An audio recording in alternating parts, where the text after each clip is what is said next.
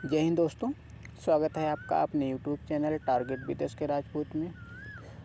दोस्तों आज हम लोग बात करेंगे, जैसा कि हम लोगों को पता है कि पीसीएस 2023 प्री एग्ज़ाम 14 मई को प्रस्तावित है।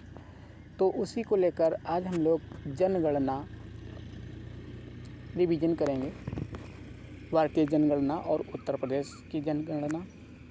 तो चलिए चलते हैं हम लोग सीधे अपने फैक्ट की ओर।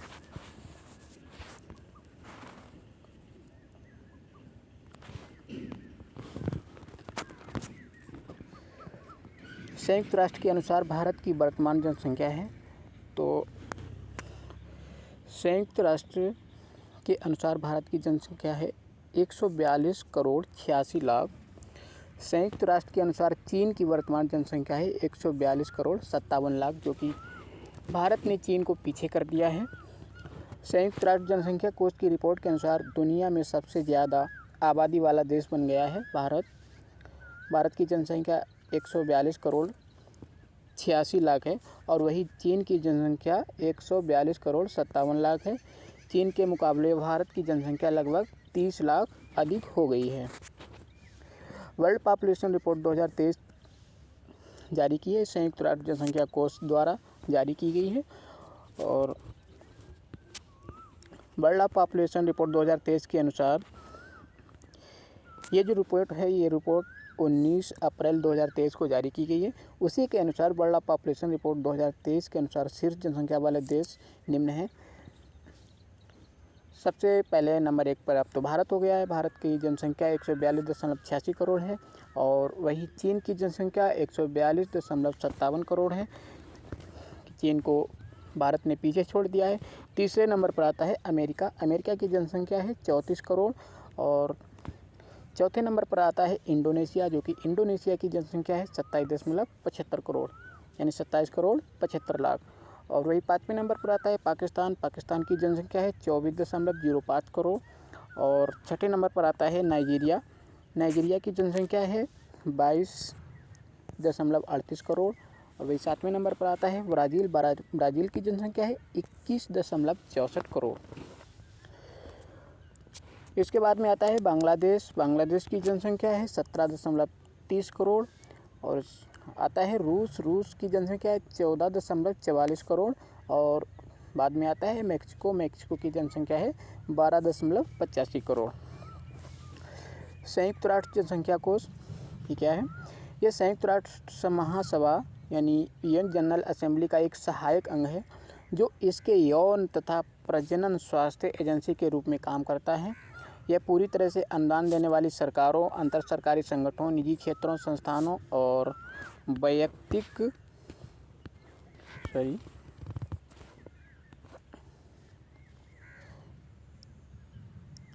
स्वैच्छिक योगदान द्वारा समर्थित है, न कि संयुक्त राष्ट्र के नियमित बजट के द्वारा।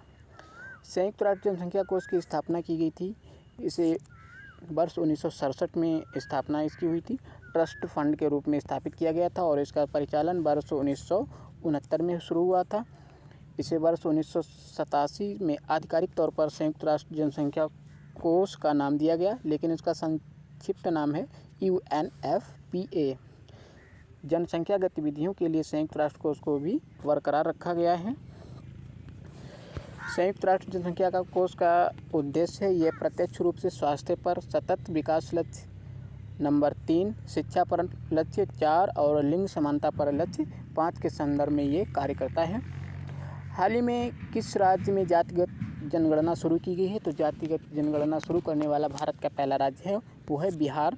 सामाजिक आर्थिक और जातिगत जनगणना SECC, ये सामाजिक आर्थिक और जातिगत जनगणना वर्ष 1931 के बाद पहली बार वर्ष 2011 में आयोजित की गई थी। इसके अंतर्गत ग्रामीण और शहरी भारत के प्रत्येक भारतीय परिवार के बारे में जानने का प्रयास किया जाता है तथा उनकी निम्नलिखित जानकारी प्राप्त की जाती है कि आर्थिक स्थिति के बारे में, ताकि केंद्र राज्य प्राधिकरण इसका उपयोग गरीबी वंचित व्यक्ति का परिभाषित करने के लिए कर सकें। और इसके लिए विभिन्न प्रकार के संकेतक विकसित किया जा सके। विशिष्ट जाति का नाम सरकार को यह पुनर्मूल्यांकन करने के लिए कौन सी जाति समूह आर्थिक रूप से बदतर स्थिति में है और कौन सी बेहतर स्थिति में है। स्वतंत्रता के बाद जातीय जनगणना शुरू करने वाला देश का दूसरा राज्य बन गया है बिहार। हाल ही में संयुक्त राष्ट्र की रिपोर्ट के अनुसार विश्व की कितनी आबादी के पास पीने का साफ पानी नहीं है, तो ये 2 अरब यानी 26% जनसंख्या के पास साफ पीने का पानी नहीं है। हाल ही में संयुक्त राष्ट्र की रिपोर्ट के अनुसार विश्व की कितनी आबादी के पास साफ सफाई की पहुंच नहीं है, तो 3.6 अरब लोगों के पास 3.6 अरब लोगों के पास यानी 46% लोगों के पास साफ सफाई की पहुंच नहीं है। हाल ही में किस राज्य की विधानसभा ने जनसंख्या आयोग गठित करने यानी एनआरसी लागू करने वाला प्रस्ताव पारित किया? ये मणिपुर ने किया था। देश को कितने प्रतिशत जनसंख्या तटीय राज्यों में निवास करती है? 20% जनसंख्या है वो तटीय राज्यों में निवास करती है। जनगणना 2011 के अनुसार भारत में सर्वाधिक बोली जाने वाली भाषाओं का क्रम क्या है? तो भाषाओं का क्रम है, सबसे पहले हिंदी, सबसे ज़्यादा बोली जाने वाली भाषा हिंदी, उसके बाद में आती है बंगाली, फिर मराठी आती है, फिर तेलुगु आती है और इसके बाद तमिल, गुजराती, उर्दू और सबसे लास्ट में आती है कन्नड़। 2011 की जनगणना के अनुसार भारत की साक्षरता दर कितनी है? तो वो 74.04% है। हाल ही में नमूना पंजीकरण प्रणाली यानी सैंपल रजिस्ट्रेशन सिस्टम SRS 2015 से 2019 के अनुसार जन्म के समय भारत की जीवन प्रत्याशा कितनी है? तो वो जीवन प्रत्याशा है 69.7 वर्ष है। वैश्विक जीवन प्रत्याशा वो है 72.6। हाल ही में संयुक्त राष्ट्र की एक रिपोर्ट के अनुसार भारत किस वर्ष तक विश्व की दूसरी सबसे बड़ी शहरी आबादी यानी 67.5 करोड़ वाला देश बन जाएगा? तो ये 2035 तक दूसरी सबसे बड़ी शहरी आबादी वाला देश बन जाएगा। और पहला देश कौन सा है? वो पहला देश है चीन। 1 अरब शहरी आबादी वाला देश है। विश्व जनसंख्या दिवस वर्ल्ड पॉपुलेशन डे मनाया जाता है, ये 11 जुलाई को मनाया जाता है। विश्व जनसंख्या दिवस 2022 की थीम क्या है? तो 2022 की थीम है 8 बिलियन की दुनिया, सभी के लिए एक लचीले भविष्य की ओर, अवसरों का दोहन और सभी के लिए अधिकार और विकल्प सुनिश्चित करना। ये इम्पॉर्टेंट फैक्ट है, ये प्री में आने वाला क्वेश्चन है। इसके बाद आता है वर्ल्ड पॉपुलेशन प्रोस्पेक्टस 2022 के अनुसार भारत किस वर्ष तक जनसंख्या के मामले में चीन को पीछे छोड़ देगा? तो वर्ष 2023 तक। वो तो छोड़ ही दिया है। यूएनए के आर्थिक और सामाजिक मामलों के विभाग जनसंख्या प्रभाग द्वारा जारी वर्ल्ड पॉपुलेशन प्रोस्पेक्टस 2022 के अनुसार वैश्विक जनसंख्या नवंबर 2022 तक हो जाएगी 8 बिलियन। हाल ही में जारी राष्ट्रीय परिवार स्वास्थ्य सर्वेक्षण 5 के अनुसार भारत में वर्ष 2019 से 21 में प्रति 1000 पुरुषों पर कितनी वयस्क महिलाएं हैं? तो 1020 महिलाएं हैं। चीन द्वारा एक बच्चे की राष्ट्रीय नीति वर्ष 1979 में, चीन द्वारा 2 बच्चों की राष्ट्रीय नीति ये 2016 में और चीन द्वारा 3 बच्चों की राष्ट्रीय नीति ये 2021 में। जब ये वर्ष 1979 में चीन द्वारा 1 बच्चे की राष्ट्रीय नीति तभी से जनसंख्या पर लगाम लगी है चीन में। तो आप देखिए भारत से पीछे हो गई है चीन। विश्व जनसंख्या आपको कब कितनी हुई? तो वर्ष 1804 में विश्व की जनसंख्या 1 अरब थी, 1927 में 2 अरब थी और 1959 में 3 अरब थी। 1974 में 4 अरब, 87 में 5 अरब, 1999 में 6 अरब थी और ऐसे 2011 में 7 अरब, 2022 में कितनी हो गई? 8 अरब हो गई। 2030 में ये 8.5 अरब हो जाएगी, 2037 में 9 अरब हो जाएगी और 2050 में 9.7 अरब और 2058 में 10 अरब और 2080 में 10.4 अरब हो जाएगी। देश में प्रतिदिन औसतन बच्चों का जन्म होता है, तो औसतन होता है 65,797 बच्चों का जन्म प्रतिदिन होता है। इसके बाद में आता है सर्वाधिक जनसंख्या वाला राज्य संघीय क्षेत्र है उत्तर प्रदेश है। सर्वाधिक जनसंख्या वाला राज्य है उत्तर प्रदेश। सर्वाधिक जनसंख्या वाला संघीय क्षेत्र वो दिल्ली है, और सबसे कम जनसंख्या वाला राज्य संघीय क्षेत्र है वो लक्षद्वीप है।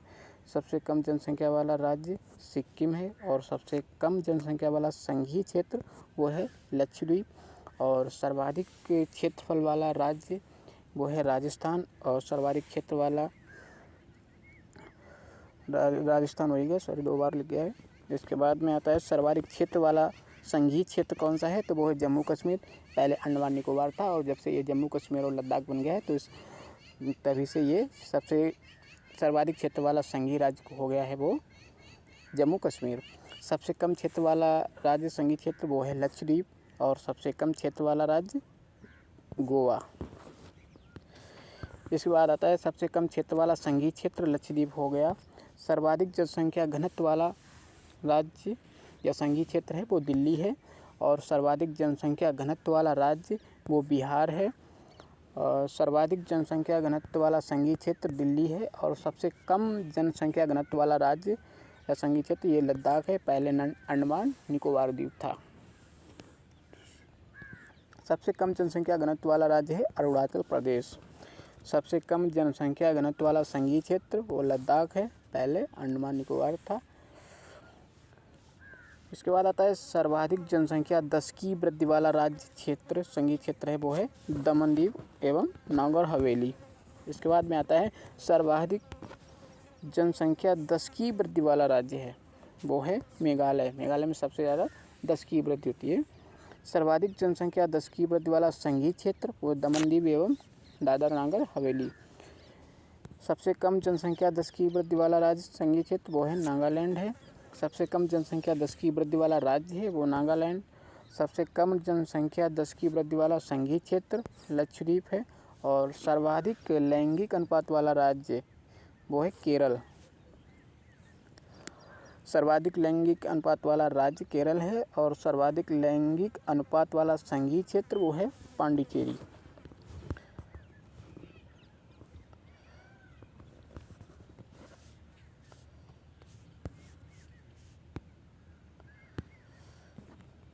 इसके बाद में आता है सबसे कम लैंगिक अनुपात वाला राज्य है वो कौन सा है, हरियाणा है।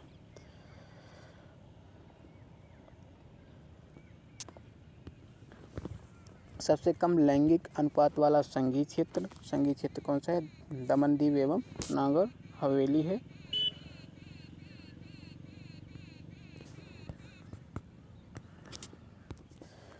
सर्वाधिक जिलों वाला संघीय क्षेत्र उत्तर प्रदेश है, जिसमें सबसे ज़्यादा ज़िले हैं कितने 75 ज़िले हैं। सर्वाधिक जिलों वाला राज्य उत्तर प्रदेश हो गया। सर्वाधिक जिलों वाला संघीय क्षेत्र दिल्ली है, और सबसे कम जिलों वाला संघीय क्षेत्र चंडीगढ़ और लक्षद्वीप है। सबसे कम जिलों वाला राज्य गोवा है। सबसे कम जिलों वाला संघीय क्षेत्र चंडीगढ़ एवं लक्षद्वीप। वर्ष 2011 की जनगणना के अनुसार देश की जनसंख्या में धार्मिक अल्पसंख्यक समुदायों का प्रतिशत कितना है, लगभग 19% है। इसमें अल्पसंख्यक लोग रहते हैं। भारत की जनसंख्या के बारे में बात करते हैं 1901 से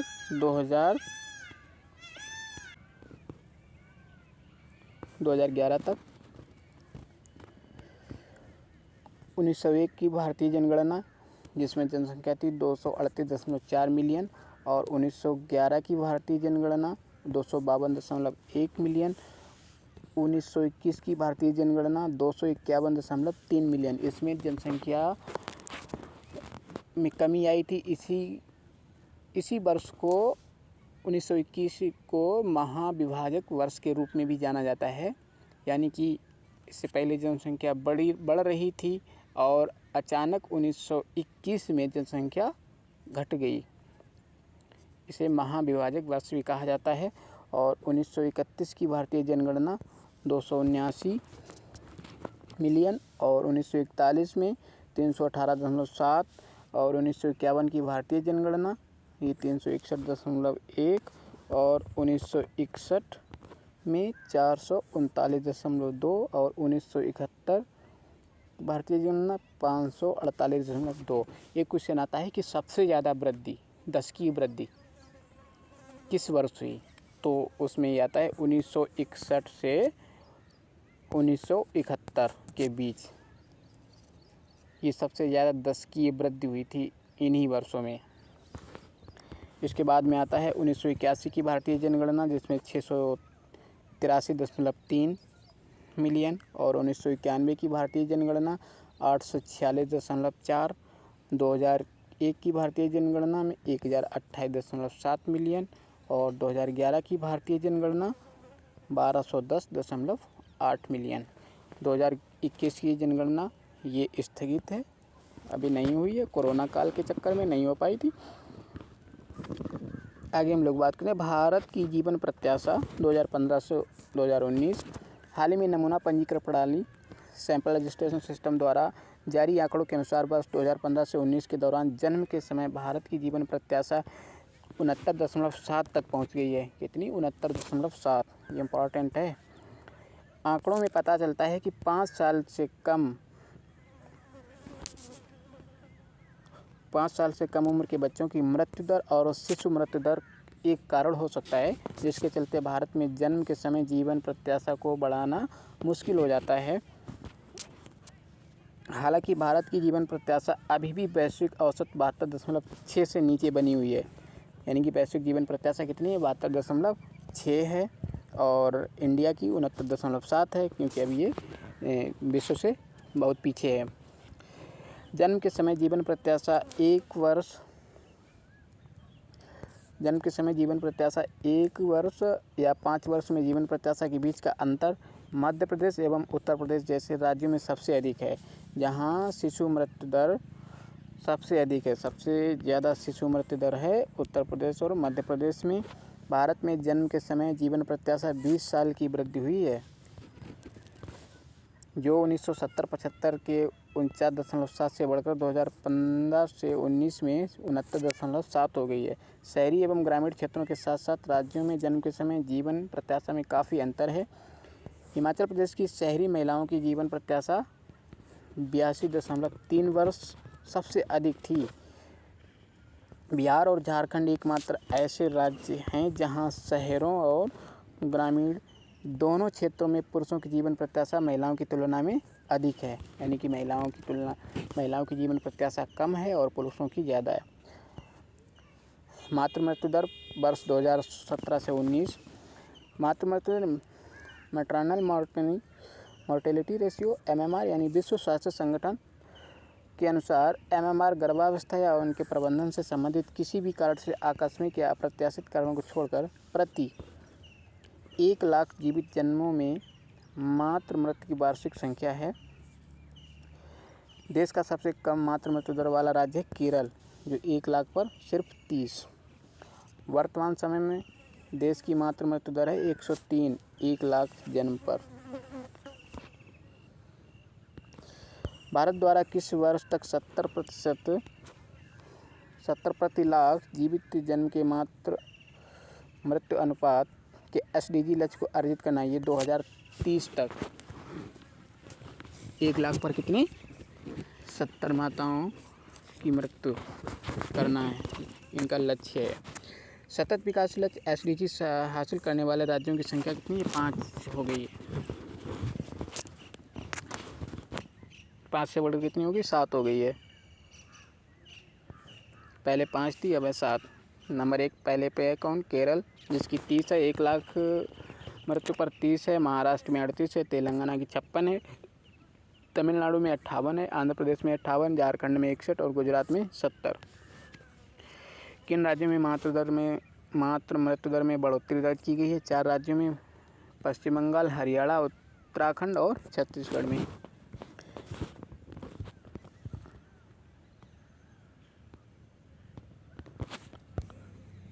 प्रमुख राज्य एवं उनकी मातृ मृत्यु दर। राज्य उत्तर प्रदेश में मातृ मृत्यु दर कितनी है? 160 प्रति लाख जन्म दर, यानी सबसे ज़्यादा उत्तर प्रदेश में ही है।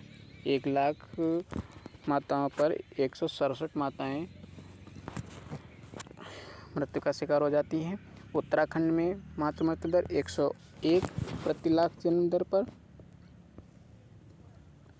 बिहार में मातृ मृत्यु दर 130 और राजस्थान में 141 है। छत्तीसगढ़ में 160, मध्य प्रदेश में 163 और असम में 205, यानी कि सबसे ज़्यादा किसमें है, असम में है 205। पश्चिम बंगाल में 109 और पंजाब में 114 प्रति लाख जन्म पर।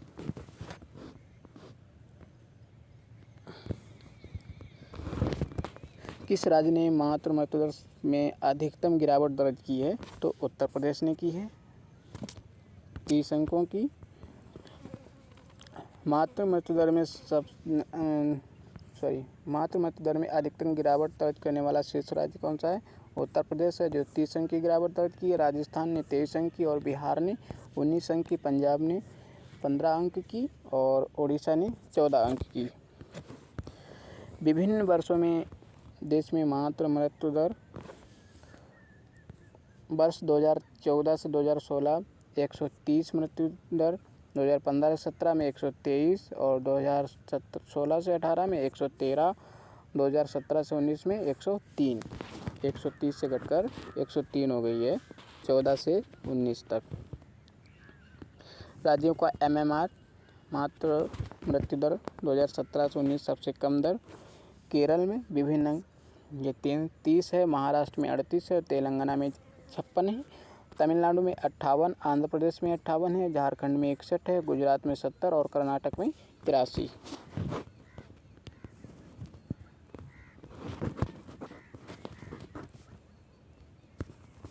हरियाणा में 96 है। भारत के महापंजीयक द्वारा जारी MMR के बारे में जारी किए गए विशेष बुलेटिन के अनुसार देश के मातृ मृत्यु अनुपात MMR में 10 अंकों की गिरावट दर्ज अर्जित की गई है, जो एक महत्वपूर्ण उपलब्धि है। MMR जो 2016-18 में 113 थी, वही 2017 से 19 में घटकर कितनी हो गई, 103 हो गई है, जो 8.8% गिरावट दर्शाता है। देश में MMR में लगातार कमी आई है। ये 2014 से 2016 में 130 थी, जो 2015 से 17 में घटकर 122, 2016 से 2018 में कम होकर 113 और 2017 से 19 में 103 रह गई है। इस लगातार गिरावट से भारत 2020 तक 100 प्रति लाख जीवित जन्म के राष्ट्रीय स्वास्थ्य नीति लक्ष्य को हासिल करने और 2030 तक निश्चित रूप से कितनी करने के 70 प्रति लाख जीवित जन्मों के SDG लक्ष्य को प्राप्त करने के मार्ग अग्रसर है। सतत विकास लक्ष्य SDG हासिल करने राज्यों की संख्या अब 5 से बढ़कर कितनी हो गई, 7 हो गई है। इन राज्यों का नाम है केरल, महाराष्ट्र, तेलंगाना, तमिलनाडु, आंध्र प्रदेश, झारखंड, गुजरात। अब 9 राज्य ऐसे हैं जिन्होंने NHP द्वारा निर्धारित MMR के लक्ष्य को प्राप्त कर लिया है, जिनमें 7 राज्यों के अलावा कर्नाटक और हरियाणा राज्य शामिल हो गए हैं। 5 राज्यों उत्तराखंड में 101, पश्चिम बंगाल में 109, पंजाब में 114, बिहार में 130, उड़ीसा में 136 और राजस्थान में 141 MMR 100 से 150 के बीच है, जबकि 4 राज्यों छत्तीसगढ़ 160, मध्य प्रदेश में 163, उत्तर प्रदेश में 167 और असम में 205, यानी कि सबसे पहले नंबर पर कौन है, असम। असम में सबसे ज़्यादा मातृ मृत्यु दर होती है। उसके बाद में आता है उत्तर प्रदेश। उत्तर प्रदेश में कितनी होती है, 167 होती है और असम में 205 होती है। ऐसे जहां MMR 150 से अधिक है, उत्तर प्रदेश ने उत्साहजनक उपलब्धि दर्ज की है, जहाँ 30 अंकों का अधिकतम गिरावट दर्ज की है। इसके अलावा राजस्थान ने 23 अंकों की गिरावट दर्ज की है और बिहार ने 19 अंक, पंजाब ने 15 अंक और उड़ीसा ने 14 अंकों में भी MMR अनुपात में गिरावट आई है। उल्लेखनीय रूप से 3 राज्यों केरल, महाराष्ट्र और उत्तर प्रदेश ने MMR में 15% से अधिक गिरावट दर्शाई है, जबकि 6 राज्यों अर्थात झारखंड, राजस्थान, बिहार, पंजाब, तेलंगाना और आंध्र प्रदेश में 10 से 15% के बीच गिरावट दर्ज देखी गई है। 4 राज्यों अर्थात मध्य प्रदेश, गुजरात, उड़ीसा और कर्नाटक में 5 से 10% के बीच कमी आई है। 4 राज्यों पश्चिम बंगाल, हरियाणा, उत्तराखंड और छत्तीसगढ़ में MMR में बढ़ोतरी पाई गई है। इसलिए इन्हें SDG लक्ष्य हासिल करने के लिए MMR में गिरावट को बढ़ावा देने के लिए अपनी रणनीति का पुनर्मूल्यांकन करने और अपने प्रयासों को तेज करने की ज़रूरत है। अब आइए देखते हैं जनगणना 2011 क्या है।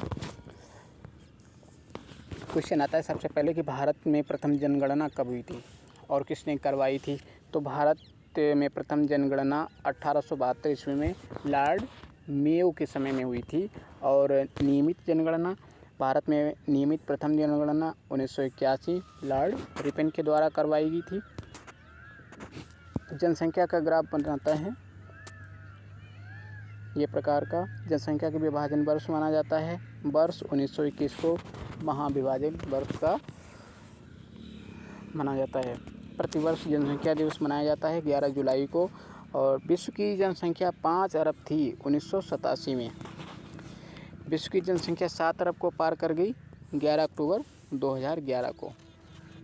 7 अरब से पार कर गई थी। देश में 15वीं जनगणना थी वर्ष 2011 की जनगणना, जो 1872 को शामिल करते हुए 1872 को शामिल करते हुए कौन सी जनगणना थी 2011 की? 15वीं जनगणना थी 2011 की।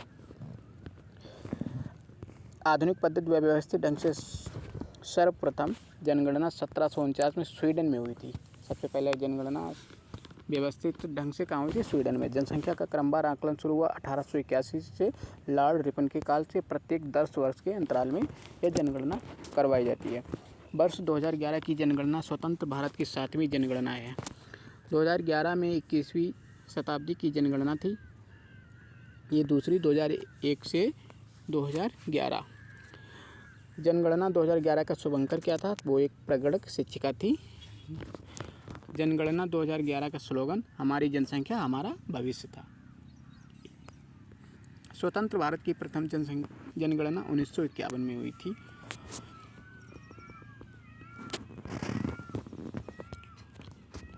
छोटा परिवार सुखी परिवार नीति प्रारंभ हुई, ये 1983 में प्रारंभ हुई थी। देश में जनगणना का दायित्व दिया गया केंद्र सरकार को। ये अनुच्छेद 246 के तहत जनगणना विभाग का गठन हुआ तो 1961 गृह मंत्रालय के अधीन। जनगणना विभाग का शीर्ष अधिकारी कौन होता है? तो महारजिस्ट्रार एवं जनगणना आयुक्त होता है।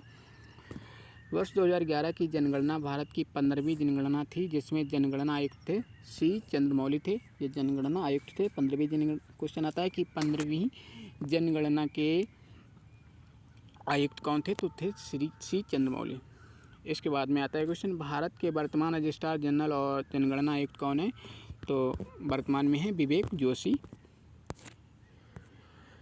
जनगणना 2021 के लिए 2 दिवसीय डेटा उपयोगकर्ता सम्मेलन कहाँ संपन्न हुआ था? ये नई दिल्ली में हुआ। जनगणना कराई जाती है जनगणना अधिनियम 1948 के तहत। राज्यों में जनगणना संबंधी कार्यों के निर्देशन व पर्यवेक्षण हेतु गठित विभाग स्थायी जनसंख्या निदेशालय है। 1911 से 1921 दशक में जनसंख्या में ह्रास हुआ था -31%, यानी कि -31% मृत्यु दर अधिक हो गई थी। साक्षरता दर मापन में किस आयु वर्ग की कुल जनसंख्या को शामिल किया जाता है? तो 7 वर्ष और उससे अधिक के लोगों को। सैंडबर्ग के अनुसार किसी देश के बाल आयु वर्ग की जनसंख्या यदि 40% से अधिक है तो जनसंख्या प्रगतिशील कही जाती है। किसी देश के बाल आयु वर्ग की जनसंख्या यदि 20% से कम है तो जनसंख्या अप्रतिगामी कहलाती है। किसी देश में 65 से अधिक आयु वर्ग की जनसंख्या यदि 8% से कम है तो जनसंख्या प्रगतिशील कही जाती है। किसी देश में 65 से अधिक आयु वर्ग की जनसंख्या यदि 16% से अधिक है तो जनसंख्या अप्रतिगामी कहलाती है। भारत की जनगणना 2011, यानी भारत की जनसंख्या विश्व की कुल जनसंख्या कितने प्रतिशत है? 17.5%। भारत का क्षेत्रफल विश्व के कुल क्षेत्रफल का कितना है? 2.4% है। 2001 से 2011 में 10 की जनसंख्या वृद्धि दर रही है 17.65%। 2001 से 2011 में भारत की वार्षिक वृद्धि दर 1.4%। शहरी 10 की वृद्धि दर 31.8% है। जनसंख्या की दृष्टि से भारत का विश्व में स्थान कौन सा है? दूसरा, लेकिन अब हो गया है पहला। अब पहले पे भारत है और दूसरे पर चीन है। क्षेत्रफल की दृष्टि से भारत का विश्व में स्थान 7वां है। ये रूस, कनाडा, चीन, ऑस्ट्रेलिया, अमेरिका के बाद आता है। भारत की जनसंख्या संयुक्त राज्य अमेरिका और इंडोनेशिया और ब्राज़ील, पाकिस्तान, बांग्लादेश, जापान के लगभग बराबर है।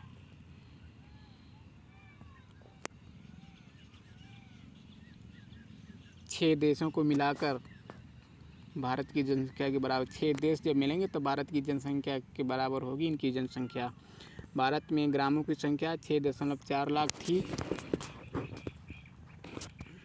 2001 से 2011 के बीच भारत की जनसंख्या में वृद्धि 18.18 करोड़, यानी कि ब्राज़ील की जनसंख्या से थोड़ी ही कम है।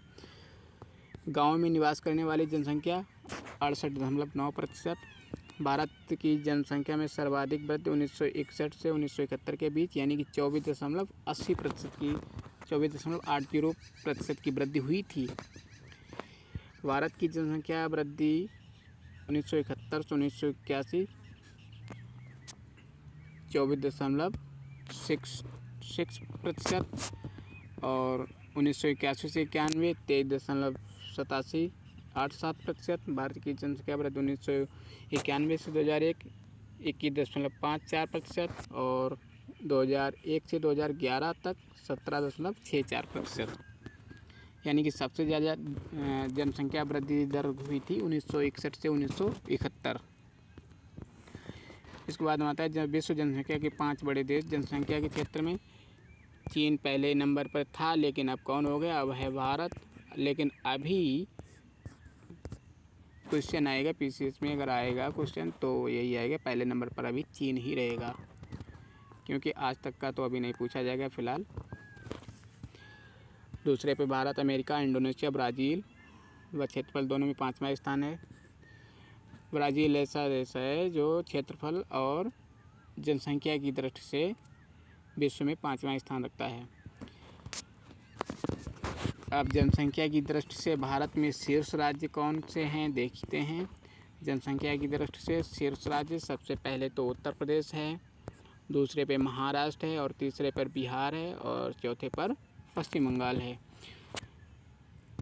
और शीर्ष केंद्र शासित प्रदेश हैं।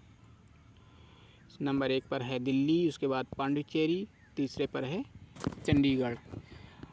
इसके बाद आता है जनसंख्या 10 की वृद्धि दर वाले शीर्ष राज्य। जनसंख्या 10 की वृद्धि दर वाले राज्य हैं। सबसे पहले हैं नंबर 1 पर मेघालय जो 27.9%, अरुणाचल प्रदेश 26 और बिहार 25.4। इसके बाद में आता है जनसंख्या 10 की वृद्धि दर वाले शीर्ष केंद्र शासित प्रदेश। तो केंद्र शासित प्रदेश कौन सा है? नंबर 1 पे दादरा नगर हवेली 55.4। उसके बाद में आता है दमन-दीव और तीसरे नंबर पर आता है पांडिचेरी। इसके बाद में आता है न्यूनतम 10 की वृद्धि दर वाले शीर्ष राज्य। नागालैंड की 0.6 है, केरल की 4.9 है और गोवा की 8.2। सबसे कम है नागालैंड की। न्यूनतम 10 की वृद्धि दर वाले शीर्ष केंद्र शासित प्रदेश हैं। सबसे पहले है लक्षद्वीप 6.3 और दूसरे पे अंडमान निकोबार 6.9, तीसरे पर है चंडीगढ़ 17.2। सर्वाधिक कम जनसंख्या वाले राज्य कौन हैं? कम जनसंख्या वाले राज्य हैं, नंबर 1 पर आता है सिक्किम, इसके बाद में आता है मिजोरम, तीसरे नंबर पर आता है अरुणाचल प्रदेश। और कम जनसंख्या वाले केंद्र शासित प्रदेश हैं लक्षद्वीप, नंबर 1 पर आता है। उसके बाद में आता है दमन द्वीप और तीसरे पर आता है दादर नगर हवेली। 2001 से 2011 में 10 की जनसंख्या वृद्धि दर 17.7 रही, जो 1991 से 2001 में 21.54% थी। औसत वार्षिक जनसंख्या वृद्धि दर 1.64 रही, जो 1991 से 2001 में 1.97 थी। अब जनघनत्व कितना है? भारत का जनघनत्व है 382 व्यक्ति पर किलोमीटर। सर्वाधिक जनघनत्व वाले राज्य कौन है? बिहार सबसे पहले। बिहार का जनघनत्व कितना है? 1106। फिर आता है पश्चिम बंगाल में 1028 है, केरल में 860 है और उत्तर प्रदेश में 829 है। सर्वाधिक जनघनत्व वाले केंद्र शासित प्रदेश राज्य हैं, वो केंद्र शासित है दिल्ली 11,320, इसके बाद में आता है चंडीगढ़ 9,258। इसके बाद में आता है पांडुचेरी 2,547। 2011 में जनसंख्या घनत्व 382 व्यक्ति प्रति वर्ग किलोमीटर था, जो 1951 में 117 प्रति वर्ग किलोमीटर था। इसके बाद में आता है सर्वाधिक जनघनत्व वाले ज़िले कौन कौन से हैं। उत्तर पूर्वी दिल्ली 37,346। इसके बाद में आता है चेन्नई 26,903। न्यूनतम जनघनत्व वाले ज़िले सांबा 2 और दिबांग घाटी 12। न्यूनतम जनघनत्व वाले राज्य कौन से हैं। अरुणाचल प्रदेश है जिसमें 17 है, मिजोरम में जिसमें 52 है, सिक्किम में 86 है, नागालैंड में 119 है और हिमाचल प्रदेश में 123। न्यूनतम जनघनत्व वाले केंद्र शासित राज्य अंडमान निकोबार 46, दादरा नगर हवेली 100, लिंगानुपात 943 है।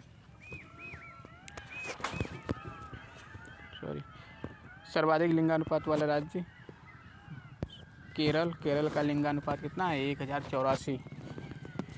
इसके बाद में आता है तमिलनाडु कितना है 996 है। सर्वाधिक लिंगानुपात वाले केंद्र शासित प्रदेश पांडुचेरी 1037 है। उसके बाद में आता है लक्षद्वीप का 947 है। और फिर आता है सर्वाधिक लिंगानुपात वाले 2 जिले माहे 1176 और अल्गोड़ा 1139। न्यूनतम लिंगानुपात वाले राज्य सबसे कम यानी न्यूनतम लिंगानुपात वाला राज्य कौन सा है हरियाणा, जिसकी कितनी है 879। 1000 पुरुषों पर 879 महिलाएं। जम्मू की 889 है, सिक्किम की 890, पंजाब की 895, उत्तर प्रदेश की कितनी 912। उत्तर प्रदेश की इंपॉर्टेंट है कितनी है। उत्तर प्रदेश का लिंगानुपात कितना है 1000 पुरुषों पर 912 महिलाएं।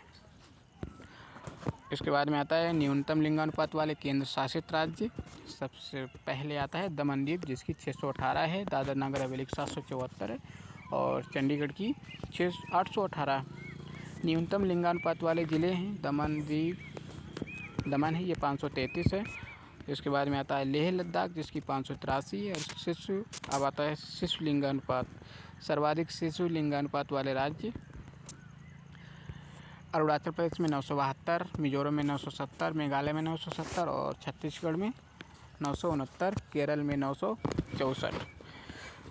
सर्वाधिक शिशु लिंगानुपात वाले केंद्र शासित राज्य अंडमान निकोबार द्वीप समूह, इसका है 968 और पांडुचेरी 967।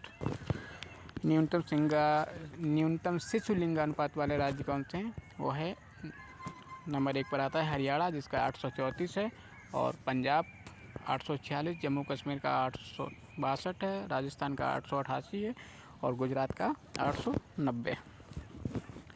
इसके बाद आता है न्यूनतम शिशु लिंगानुपात वाले केंद्र शासित राज्य। तो सबसे पहले आएगा दिल्ली जिसकी 871 और चंडीगढ़ जिसका है 880। शिशु लिंगानुपात वर्ष 2001 में 927 था, जबकि 2011 में 8 अंक घटकर 919 हो गया है। यानी कि शिशु लिंगानुपात 2001 से 2011 में कम हुआ है। 2001 में 927 था और 2011 में कितना हुआ है 919, 8 अंक गिरा है। अब आते हैं साक्षरता दर इंडिया की कितनी है 74.04% है।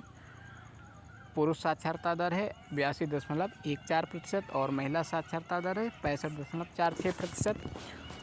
अब आता है सर्वाधिक साक्षरता प्रतिशत वाले राज्य। तो प्रतिशत वाले राज्य कौन से हैं। सबसे पहले आता है केरल जो 94% जिसकी साक्षरता दर है। इसके बाद में आता है मिजोरम जिसकी 91.3। फिर आता है गोवा की कितनी 88.7%। फिर आता है सर्वाधिक साक्षरता प्रतिशत वाले केंद्र शासित प्रदेश। तो केंद्र शासित प्रदेश में सबसे पहले है लक्षद्वीप के 91.8%। फिर आता है दमनदीप 87.1%, अंडमान निकोबार 86.6%। फिर आता है न्यूनतम साक्षरता प्रतिशत वाले राज्य न्यूनतम साक्षरता प्रतिशत वाले राज्य हैं बिहार। बिहार का कितना है 61.8। इसके बाद में आता है अरुणाचल प्रदेश 65.4। फिर आता है राजस्थान। राजस्थान की 66.1%। इसके बाद में आता है न्यूनतम साक्षरता प्रतिशत वाले केंद्र शासित राज्य। तो दादर नगर हवेली की है 76.2 और पांडुचेरी की 27.1 और चंडीगढ़ की है 86। पुरुष साक्षरता वाले शीर्ष राज्य कौन से हैं? केरल। केरल में 96.1%, मिजोरम की 93.3 और गोवा की 92.6। सर्वाधिक पुरुष साक्षरता वाले केंद्र शासित प्रदेश कौन से हैं? केंद्र शासित प्रदेश यानी कि लक्षद्वीप है, जो कि 95.6%। न्यूनतम पुरुष साक्षरता वाले राज्य बिहार, जिसकी 71.2 और अरुणाचल प्रदेश। वर्ष 1951 में भारत की साक्षरता दर 18.33% थी। स्त्री साक्षरता वाले शीर्ष राज्य कौन से हैं? केरल है, जिसकी 92.1% है। मिजोरम की 89.3% है और गोवा की 84.7% है। स्त्री साक्षरता वाले शीर्ष केंद्र शासित राज्य लक्षद्वीप 87.9 है। न्यूनतम स्त्री साक्षरता वाले राज्य बिहार, जिसका साक्षरता दर 51.5% और राजस्थान की 52.1%, झारखंड की 55.4% और जम्मू कश्मीर की 56.4, उत्तर प्रदेश की 57.2% है। सर्वाधिक पुरुष स्त्री साक्षरता दर में अंतर वाले राज्य हैं। सबसे पहला है राजस्थान, जिसकी 27.1% का अंतर है। झारखंड 21.4, जम्मू कश्मीर 20.4 और छत्तीसगढ़ 20.1%। सर्वाधिक पुरुष स्त्री साक्षरता दर में अंतर वाले केंद्र शासित राज्य हैं दादर एवं नगर हवेली 20.9। फिर आता है न्यूनतम पुरुष स्त्री साक्षरता दर में अंतर वाले राज्य मेघालय 3.1, मिजोरम 4.0, केरल की 4, नागालैंड की 6.7। आता है उच्च साक्षरता वाले जिले। उच्च साक्षरता वाले जिले हैं सरचिप, ये मिजोरम का जिला है 98.76% है। अजावल, ये भी मिजोरम का है 98.50%। और न्यूनतम साक्षरता वाले जिले हैं अलीराजपुर, ये मध्य प्रदेश का है 37.2% और बीजापुर छत्तीसगढ़, ये 41.8%। अनुसूचित जाति कितनी है? अनुसूचित जातियाँ हैं 16.6% हैं। सर्वाधिक अनुसूचित जाति जनसंख्या वाले राज्य उत्तर प्रदेश में सबसे ज़्यादा अनुसूचित जातियाँ हैं। उसके बाद में पश्चिम बंगाल में, उसके बाद में आता है बिहार। और सर्वाधिक अनुसूचित जाति जनसंख्या प्रतिशत वाले राज्य पंजाब में सबसे ज़्यादा है 31.9%। उसके बाद में आता है हिमाचल प्रदेश में 25.2%, पश्चिम बंगाल में 23.5%, उत्तर प्रदेश में 20.7%। कोई भी अनुसूचित जाति की जनसंख्या नहीं है इन राज्यों में, किन में नहीं है? अरुणाचल प्रदेश में कोई अनुसूचित जाति नहीं है और नागालैंड में भी नहीं है, अंडमान निकोबार द्वीप समूह में नहीं है और लक्षद्वीप में भी नहीं है। अनुसूचित जाति का लिंगानुपात कितना है? 945 है। सबसे कम अनुसूचित जाति जनसंख्या मिजोरम में है 1218 यानी कि 0.01%। अनुसूचित जाति का लिंगानुपात अनुसूचित जनजाति का लिंगानुपात 990 है। शीर्ष अनुसूचित जनजाति जनसंख्या वाले राज्य मध्य प्रदेश, महाराष्ट्र और उड़ीसा। इसके बाद में आता है प्रतिशत की दृष्टि से शीर्ष अनुसूचित जनजाति वाले राज्य हैं लक्षद्वीप 94.8, मिजोरम 94.4, नागालैंड 86.5। अनुसूचित जाति नहीं है अनुसूचित जनजाति दिल्ली में एक भी नहीं है, पांडुचेरी में नहीं है और चंडीगढ़ में नहीं है, पंजाब में नहीं है, हरियाणा में नहीं है। दिव्यांग विकलांग जनगणना 2011 कुल जनसंख्या 2.121% थी। सर्वाधिक दिव्यांग उत्तर प्रदेश में है और सर्वाधिक विकलांग श्रेणी दृष्टि विकलांग है 20.6%, श्रवण विकलांग 5.8%। विकलांगों को कितनी श्रेणियों में विभक्त किया गया है? तो 21 श्रेणियों में विभक्त किया गया है। राष्ट्रीय स्तर पर विकलांग दिव्यांग अनुपात 2216 प्रति 1 लाख की जनसंख्या पर। अरुणाचल प्रदेश में सर्वाधिक पुरुष दिव्यांग न्यूनतम महिला दिव्यांगता अंतर्राष्ट्रीय दिव्यांगता दिवस 3 दिसंबर। देश का पहला विकलांग विश्वविद्यालय चित्रकूट उत्तर प्रदेश में है। राष्ट्रीय मानसिक विकलांग संस्थान ये सिकंदराबाद तेलंगाना में है। राष्ट्रीय अस्थि विकलांग संस्थान कोलकाता पश्चिम बंगाल। और राष्ट्रीय दृष्टिबाधित विकलांग संस्थान देहरादून उत्तराखंड में है। राष्ट्रीय श्रवणबाधित विकलांग संस्थान ये मुंबई महाराष्ट्र में है। दिव्यांगजन अधिकार अधिनियम 2016 के अनुसार सरकारी नौकरियों में आरक्षण को 3% से बढ़ाकर 4% तक, उच्च शिक्षण संस्थानों में आरक्षण को 3% से बढ़ाकर 5% कर दिया गया है।